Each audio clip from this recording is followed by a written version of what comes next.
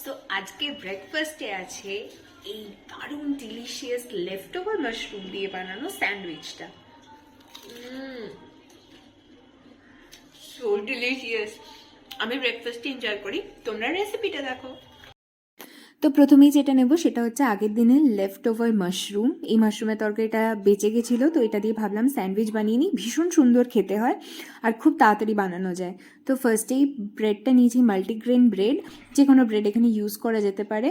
তো এর মধ্যে একটুখানি টমেটো কেচাপ, দেন একটুখানি মেয়োনিজ বা চিজ স্প্রেড আমি অ্যাড করে দেবো। আমি এখানে চিজ স্প্রেড ইউজ করেছি।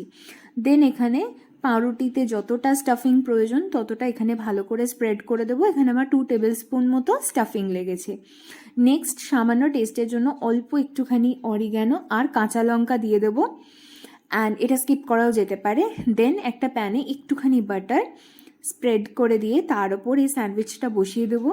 স্যান্ডউইচ অলওয়েজ বাটারে যদি ফ্রাই করা যায় তবে, আর পুরোটাই কিন্তু লো ফ্লেমে করতে হবে যাতে দুটো সাইডই ভালো করে ক্রিস্প হয়। Just listen the sound. উফ, মুখে জল চলে এলো। তো তাড়াতাড়ি চ্যানেলটা সাবস্ক্রাইব করে দাও, আর আমি গিয়ে লাঞ্চটা এনজয় করি। বাই।